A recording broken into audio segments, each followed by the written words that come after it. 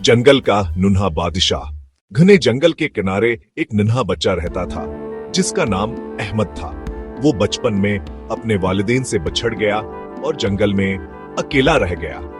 एक दिन एक शेरनी ने उसे रोता देखा, उस पर तरस खाया और उसे अपना बच्चा बना लिया।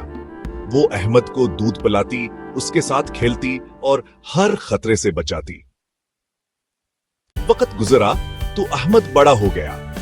वो जानवरों की जबान समझने लगा और सब जानवर इससे मोहब्बत करने लगे। परिंदे इसके कंधे पर बैठते, हरन इसके साथ दौड़ते, बंदर इससे खेलते। जंगल के सारे जानवर अहमद को अपना दोस्त मानते थे। एक दिन कुछ शिकारी जंगल में आए। उनके पास बंदूकें थीं और वो शेरनी को मारना चाहते थे। अहमद ने जब ये सुना तो फौरन शेरनी के पास गया। बेटे तुम छुप जाओ, वो लोग खतरनाक हैं।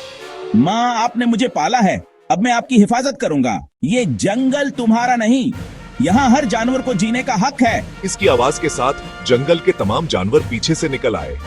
शेर, हरन, बंदर, परिंदे सब अहमद के साथ थे। शिकारी ये मंजर देखकर डर गए और भाग निकले। आज से तुम इस जंगल के नन्हे बादशाह हो। इस दिन के बाद अहमद जंगल का मुहाफिज बन गया। वो सबका ख्याल रखता, इंसाफ करता और हर जानदार से मोहब्बत करता।